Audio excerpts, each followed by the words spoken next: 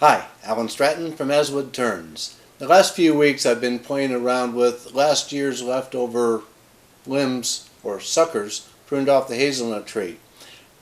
A little bit left. I'm not sure what to do with it yet. I'll have to put my thinking cap on. But it's fun trying to figure out things to do with strange wood. In this case, these little branches. So why not this time use it for rustic napkin rings? I now have a set of 8 that I can use. In this case, in wood turning, we typically are turning the exterior of a piece of wood to make it look nice. In this case, I'm relying on the tree to have provided the exterior and the interest of the exterior. All I've done is to hollow out the interior and smooth it out and put my name in it. There's a lot of variation here. Some of the sides are thin. In this case, there was quite a dip in the side of the branch, and so this side of this napkin ring is extremely thin and has a little dip in the side. But that's just, in this case, visual interest. So let's make this set of napkin rings. My wood is about 12 inches long. It is slightly irregular, but this will be fun. The first task, of course, is to enable a secure hold on the wood. The limb fits into my long-nosed jaws, but I cannot trust the hold in a short section. So I'm using just a little bit of the limb for a mounting tenon. It does not take much to cut the tenon. Then I can reverse the wood into the secure hold of the jaws. Now I'm ready to do the napkin rings. But there's nothing on the exterior of the wood to turn, clean up, or sand. What's left? Well, of course, the inside. I'll drill out the interior. The warm shavings smell like popcorn. Sorry, no butter. Then sand the interior up through the grits. Now I can part off the ring. The only problem is that the cut side is quite rough. I'll have to address that later. Since the wood is still round, I'll move immediately to drilling out the next ring. Yum! More popcorn. Maybe I can add a little salt. And sand the interior. I'm using the first ring to measure for the next. However, I can accept some variation. This is rustic, after all.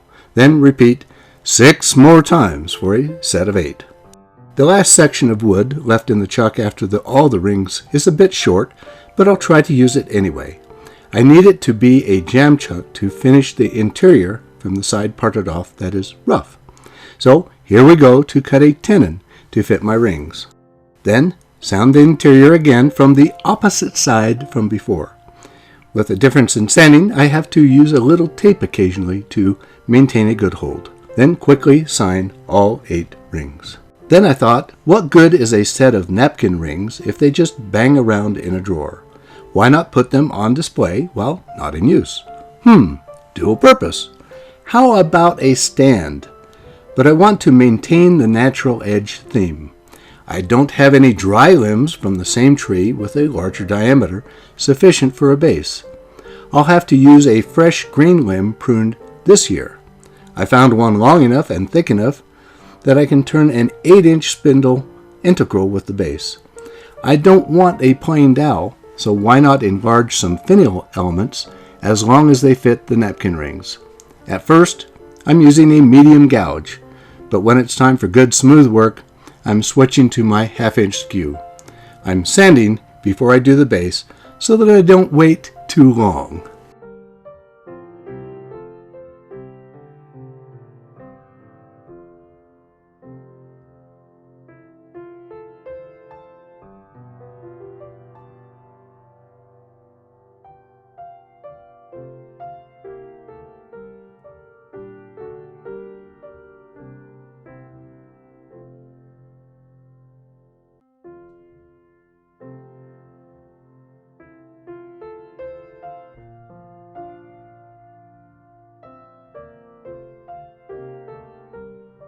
I'm leaving a natural edge on the base portion also.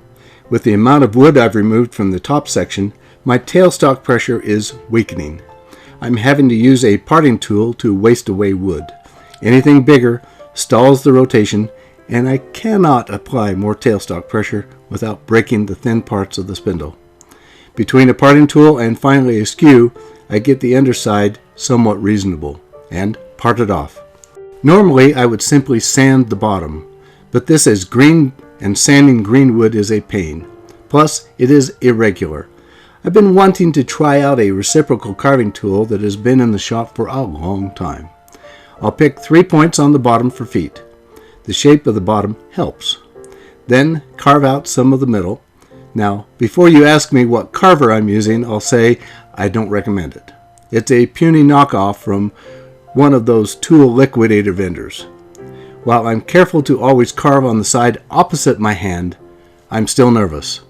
Next time I carve, I need to find a Kevlar glove.